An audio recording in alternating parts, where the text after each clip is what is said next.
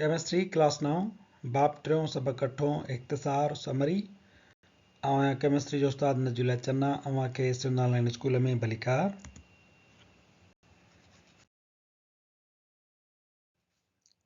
असांजो जेके लेक्चर जो मौज़ू आहे इख़्तिसार, जंहिंमें असां periodic table and periodicity of properties जी समरी जेका आहे उहा पेश कंदासीं।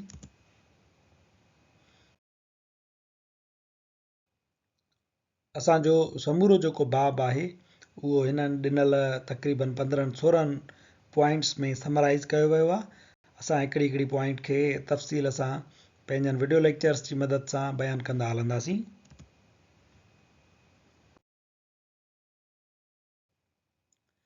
Nineteenth century is considered as milestone in systematic arrangement of elements in periodic table. 19वीं सदी खे माइलस्टोन करे तस्वुरु कयो वेंदो आहे, जंहिंमें पीरियडिक टेबल में आंसरनि जी तरतीब जेका आहे उहा ॾिनी वई, जंहिंमें असां पढ़ियो हुयोसीं त पहिरियां जेको डोब्राइनर हुयो उन ट्रिका ॾिना हुया, ऐं उन खां पोइ जेको आहे सो असांजो लॉ ऑफ ऑक्टेव जेको हुयो उहो ॾिनो वियो, जंहिंमें साइंसदान हुयो न्यूलैंड। उन ॿुधायो हुयो त आंसरनि खे 8 जी सूरत में विराए सघिजे थो, ऐं उन खां बाद वरी साइंसदान रूसी साइंसदान मैंडलीव हुयो, जंहिं आंसरनि खे हिकिड़ी बाज़ाब्ता तौर ते तरतीब ॾिनी हुई, ऐं इन ई मैंडलीव जी पीरियडिक टेबल जे बुनियाद ते पोइ वरी असांजी जेका जदीद पीरियडिक टेबल आहे उहा ठही, जेका अॼु ॾींहं ताईं असां वटि मौजूदु आहे, जंहिंखे long form of periodic table या extended form of periodic table पिणु सॾियो वेंदो आहे।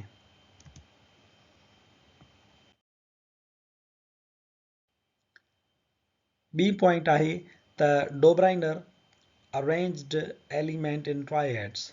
डोब्राइनर छा कयो, आंसरनि खे ट्रिकनि जी सूरत में तरतीब ॾिनो हुयो।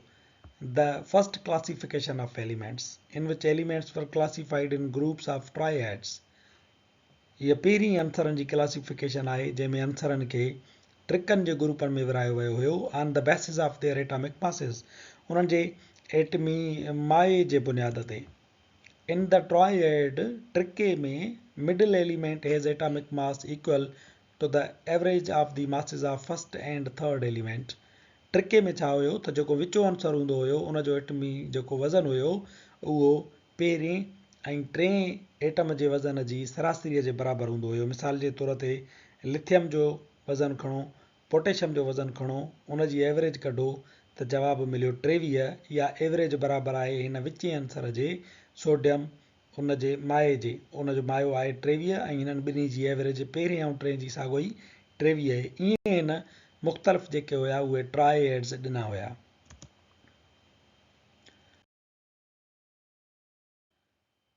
नंबर 3 पॉइंट आहे Newland put forward law of octaves.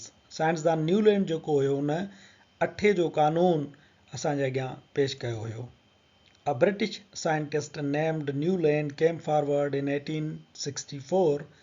1864 में हिकिड़ो बरतानवी साइंसदान, अंग्रेज साइंसदान न्यूलैंड अॻिते आयो with his idea of new classification, पंहिंजी तरतीब वारे नए ख़्याल सां गॾु।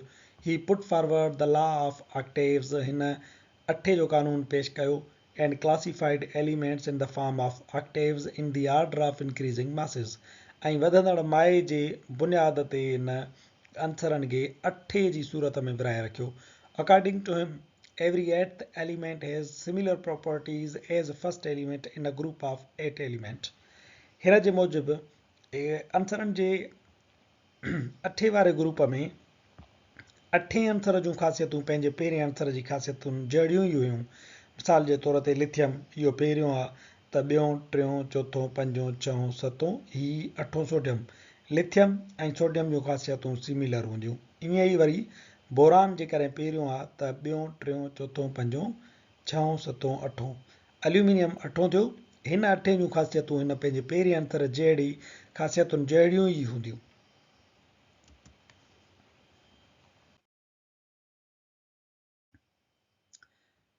ॿी पॉइंट असां इहे पढ़ी हुईसीं त Mendeleev published periodic law with groups and रोज़।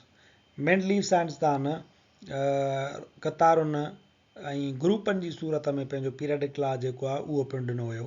इन 1869 में Russian scientist Mendeleev published a periodic table in which elements were classified in vertical columns on the basis of chemical and physical properties.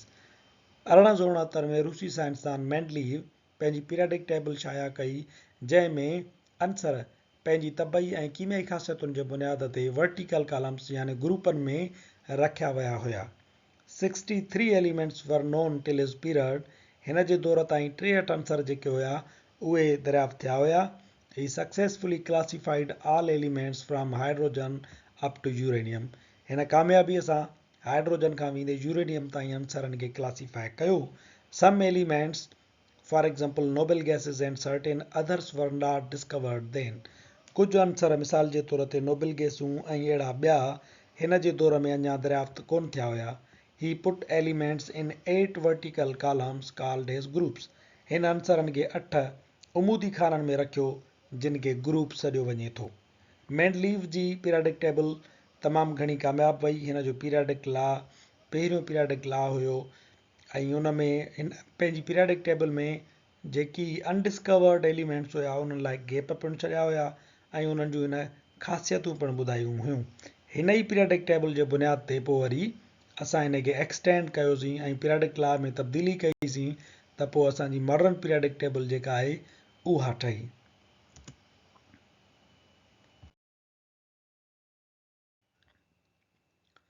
Mendeleev खां पोइ मोज़ले साइंसदान आयो.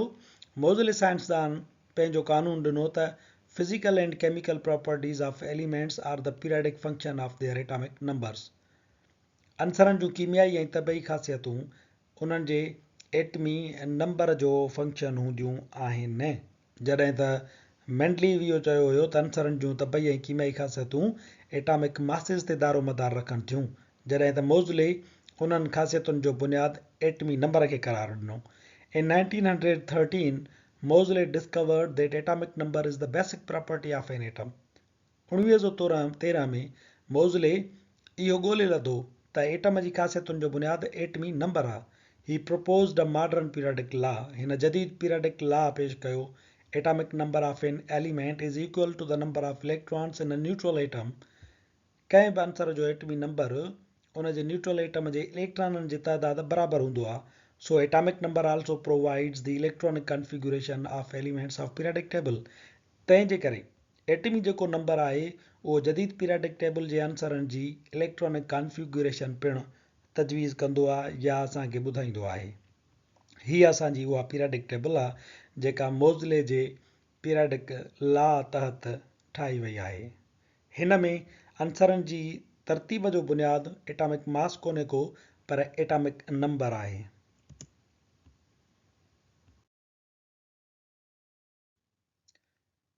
There are total 8 groups and 7 periods in modern periodic table. Modern periodic table में 8 जेके आहिनि उहे group आहिनि. ही वारा group मथियां 1 2 2A 3A 4A 5A 6A 7A 8A. ही 8 जेके आहिनि रिप्रेज़ेंटेटिव जेके असांजा ग्रुप आहिनि उहे ही मथियां आहिनि A वारा ऐं ही वरी 8 जेके आहिनि उहे B वारा आहिनि यानी सब ग्रुप. सो मेन ग्रुप घणा आहिनि 8 एंड 7 पीरियड्स 7 पीरियड आहिनि. 1 हे ॿियों ही टियों वेंदे आर्गान ताईं, ही चोथों पोटेशियम खां वेंदे क्रिप्टॉन ताईं, ही पंजों ही चहों ऐं ही सतों. ही वारा जेके ॿ आहिनि इहे हितां निकितल आहिनि. 57 खां 71 यानी ही 57 खां वेंदे 71 ताईं हीअ रो हितां खयल आहे. 99 खां 103 एक्टिनाइड वारी सीरीज़, हीअ 99 खां 103 वारी इहा पिणु हितां खयल आहे यानी 7 पीरियड ऐं 8 ग्रुप.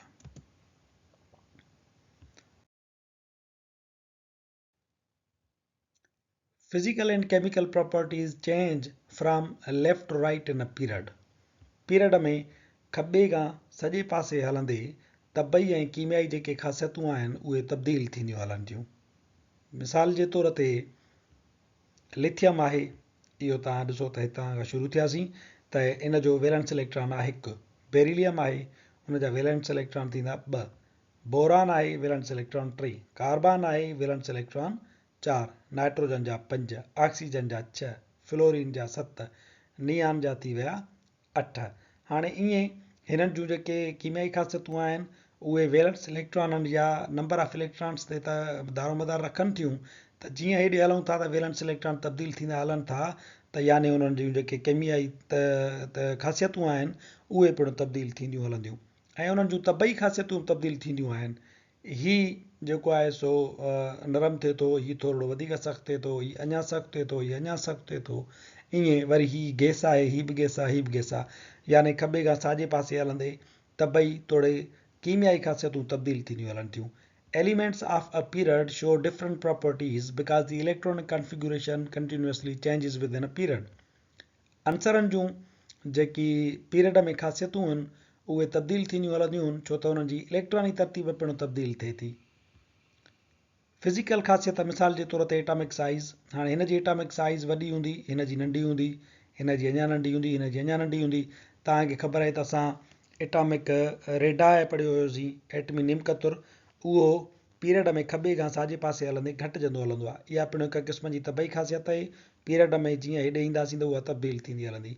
कीमियाई ख़ासियत मिसाल जे तौर ते वैलेंस इलेक्ट्रॉन, हिन जो हिकु आहे, हिन जा ॿ आहिनि, हिन जा टे आहिनि, उहे पिणु पीरियड में खॿे खां साॼे पासे तब्दील थींदा हलनि था। जेकॾहिं असां सिंपल ॻाल्हि कयूं उहा हीअ आहे त पीरियड में तव्हां खॿे खां सॼे पासे हलंदव त अंसरनि जूं तबई ऐं कीमियाई ख़ासियतूं तब्दील थींदियूं हलंदियूं।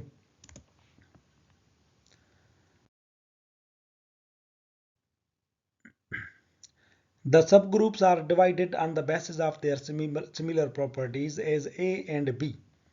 अंसरनि खे असां A ऐं B ग्रुप में इन जे करे विरायो आहे त उन्हनि जूं ख़ासियतूं जेके आहिनि उहे हिक ॿिए सां मिलंदड़ जुलंदड़ आहिनि। A वारनि अंसरनि जूं ख़ासियतूं पाण में हिक जहिड़ियूं आहिनि ऐं जेके B वारनि जूं ख़ासियतूं उहे पाण में हिक जहिड़ियूं आहिनि। And place together in periodic table, ऐं उन्हनि खे वरी पोइ पीरियाडिक टेबल में गॾु रखियो वियो आहे। B वारा पाण में गॾु रखिया विया आहिनि, A वारा पाण में। A group elements all are representative elements. ही सभु जेके A वारा आंसर आहिनि इहे नुमाइंदा आंसर आहिनि। They show a fixed valency. उहे पंहिंजे ग्रुप नंबर जे लिहाज़ खां ई वैलेंसी ज़ाहिर कंदा आहिनि। मिसाल जे तौर ते फ्लोरीन जो ग्रुप नंबर आहे 7 त हिननि जा वैलेंस इलेक्ट्रॉन 7 आहिनि। क्लोरीन जो ग्रुप नंबर आहे 7 त हुननि जा वैलेंस इलेक्ट्रॉन बि 7 हूंदा। नाइट्रोजन जो ग्रुप 5 आहे त वैलेंस इलेक्ट्रॉन 5 हूंदसि। B group elements are called as transition elements. B group जे अंसरनि खे असां बदिलजंदड़ वैलेंसी वारा अंसर ट्रांज़िशन एलिमेंट्स सॾूं था। दे शो वेरिएबल वैलेंसीज़, इहे छो त फिरंदड़ गिरंदड़ वैलेंसीअ खे ज़ाहिर कंदा आहिनि, उन्हनि जी फिक्स वैलेंसी कोन हूंदी आहे, इन जे करे ही सभु B ग्रुप में आहिनि।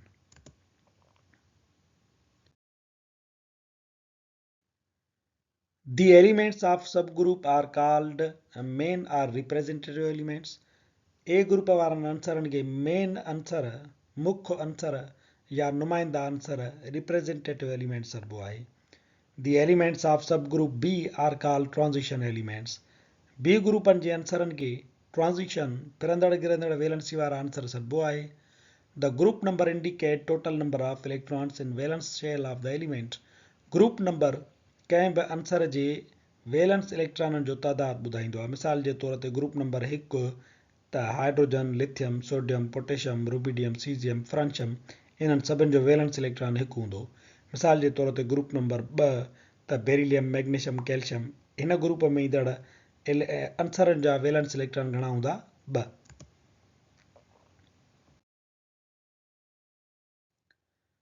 The atomic size increases down a group but decreases along the period. Atom जी जेका साइज़ आहे उहा ग्रुप में हेठि हलण सां वधंदी वेंदी आहे। छो त उन में हेठि अचण सां हिकिड़े शेल जो इज़ाफ़ो थींदो आहे। लिथियम उन वटि 2 शेल आहिनि, सोडियम उन वटि 3 शेल आहिनि, पोटेशियम उन वटि 4 शेल आहिनि, रुबिडियम वटि 5 शेल आहिनि। त हेठि हलण सां असांजो एटम जो जेको वायो आहे, एटम जी जेका साइज़ आहे उहा वधंदी वञे थी ऐं पीरियड में हेॾे हलण सां उहा वरी घटिजंदी वेंदी आहे। छो त शेल साॻा हलंदा आहिनि पर उन्हनि जी न्यूक्लियर चार्ज जेका आहे उहा वधंदी वेंदी आहे, उनजे करे एटम सोढ़ो थींदो वेंदो आहे।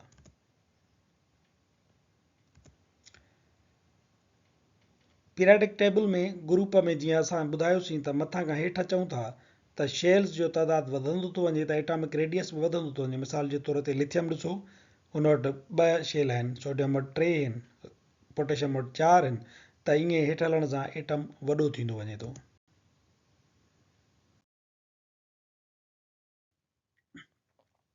Ionization energy decreases down a group but increases along a period. Ionization energy group में हेठि हलण सां घटि थींदी वञे थी पर पीरियड में खॿे खां साॼे पासे हलंदे वधी वञे थी. आयोनाइज़ेशन एनर्जी असां छा खे चवंदा आहियूं? The minimum energy required to remove an electron from the gaseous atom. एनर्जीअ जो उहो मिक़दारु जेको एटम खां इलेक्ट्रॉन खसण लाइ कमु अचे उनखे एटम जी आयोनाइज़ेशन एनर्जी चइबो आहे. मिसाल जे तौर ते जेकॾहिं असां ग्रुप जी ॻाल्हि कयूं त लिथियम उन जी आयोनाइज़ेशन एनर्जी जेका आहे उहा वधीक हूंदी छो त इन जो जेको ॿाहिरियों इलेक्ट्रॉन आहे उहो मर्कज़ जे वेझो आहे. ही खसींदासीं त मर्कज़ उन ते पंहिंजी हिकिड़ी छिक रखे थो त वधीक एनर्जी लॻाइणी पवंदी. पर सोडियम जो जेको इलेक्ट्रॉन आहे उहो मर्कज़ खां परे आहे तंहिंजे करे ही इलेक्ट्रॉन खसणु सवलो आहे. हिन ते आयोनाइज़ेशन एनर्जी जेका आहे उहा घटि लॻंदी. एटम वॾो हूंदो त आयोनाइज़ेशन एनर्जी घटि लॻंदी. हाणे लिथियम ग्रुप में मथां आहे, सोडियम ग्रुप में उनजे हेठां आहे. पर पीरियड में सोडियम आहे पहिरियां ऐं उनजे भरिसां ई वरी पोइ मैग्नीशियम आहे, उनजे भरिसां ई वरी पोइ एल्यूमिनियम आहे. हाणे सोडियम जो जेको इलेक्ट्रॉन आहे ही रिमूव करणु सवलो आहे. आयोनाइज़ेशन एनर्जी हिन में घटि लॻे थी as compare to magnesium. Magnesium जो ही इलेक्ट्रॉन खसण लाइ वधीक आयोनाइज़ेशन एनर्जी घुरिजे थी. छो त सोडियम वटि 11 प्रोटॉन आहिनि जेके हिन इलेक्ट्रॉन खे छिकनि था पर मैग्नीशियम वटि 12 प्रोटॉन आहिनि जेके हिन इलेक्ट्रॉन खे छिकनि था. तंहिंजे करे वधीक छिक जे करे हिन ते आयोनाइज़ेशन एनर्जी वधीक लॻंदी. जॾहिं त हिन जो अंदरियां जेके इलेक्ट्रॉन आहिनि उहे 2 शेल आहिनि, हिन वटि बि 2 शेल आहिनि पर न्यूक्लियर चार्ज सोडियम जी घटि आहे, हिन जी वधीक आहे. इन जे करे हिन ते आयोनाइज़ेशन एनर्जी वधीक लॻंदी. इन जे करे पीरियड में जीअं असां लेफ्ट खां राइट तरफ़ वेंदासीं त आयोनाइज़ेशन एनर्जी वधीक लॻंदी वेंदी.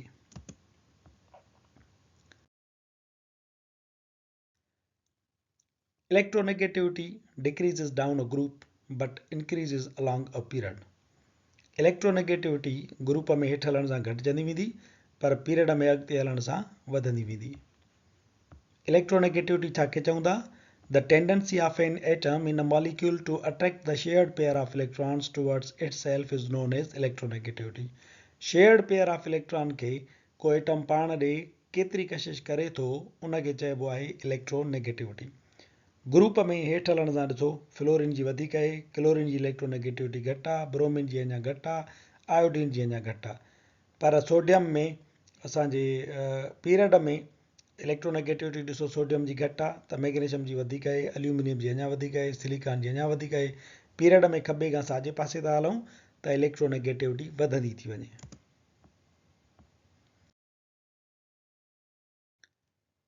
Electron affinity decreases down a group but increases along a period.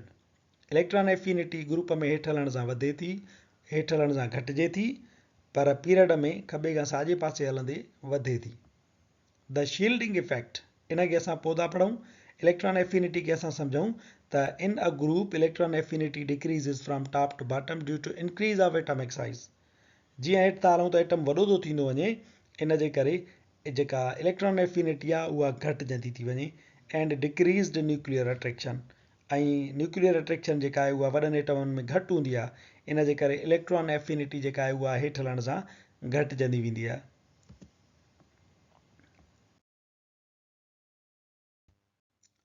In a period, electron affinity increases from left to right. Period में वरी खॿे खां साॼे पासे हलंदासीं त इलेक्ट्रॉन एफिनिटी वधंदी. छो? Due to decrease of atomic size and increased nuclear attraction.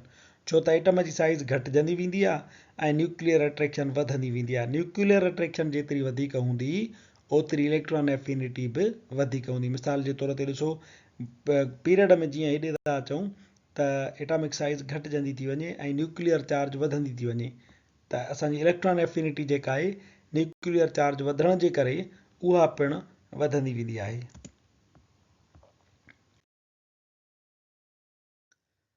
आख़िरी पॉइंट आहे असांजी the shielding effect increases down the group in periodic table. Periodic table में शील्डिंग इफेक्ट ग्रुप में हेठि हलण सां वधंदो and remain same in period.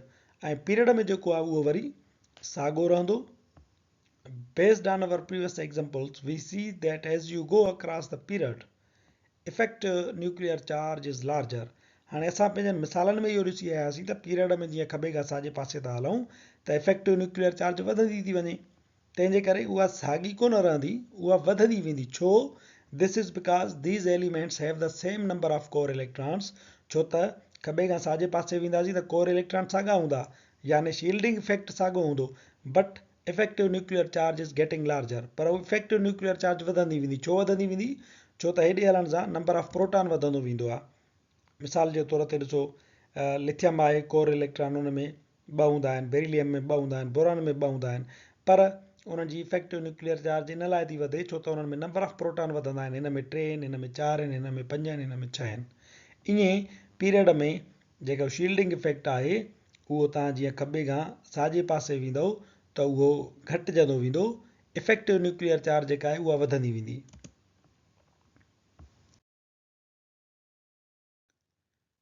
Group में when we move down from top to bottom, the atomic radius increases. जीअं असां मथां खां हेठि हलंदासीं त एटॉमिक रेडियस जेको आहे उहो इंक्रीज़ थींदो वेंदो। As more energy levels are added, जीअं जीअं एनर्जी लेवल्स वधंदियूं वेंदियूं हेठि हलण सां, the distance between the outermost electrons and nucleus gets wider and wider. त ॿाहिरनि इलेक्ट्रॉननि ऐं मर्कज़ जे विच में जेको मुफ़ासिलो आहे उहो अञा वधंदो वेंदो। The shielding effect is increasing due to extra electrons. Shielding effect जेको आहे हेठि उहो इनजे करे थो वधे छो त एक्स्ट्रा इलेक्ट्रॉन जेके आहिनि उहे एड थींदा वेंदा आहिनि। मिसाल जे तौर ते तव्हां ॾिसो त जेको सोडियम आहे उन वटि हूंदा आहिनि 3 शेल, पर लिथियम वटि हूंदा आहिनि 2 शेल, पोटेशियम वटि हूंदा आहिनि 4 शेल। त जीअं जीअं असां हेठि था हलूं त शेल वधंदा था वञनि, त यानी शील्डिंग इफेक्ट जेके आहिनि उहे कोर इलेक्ट्रॉन्स जे वधण जे करे, विच वारनि शेल्स जे वधण जे करे उहो शील्डिंग इफेक्ट अञा वधीक थींदो वञे थो। असांजो अॼोको लेक्चर हिते पुॼाणी ते पहुचे थो। वरी हाज़ुर थींदासीं नए लेक्चर सां गॾु।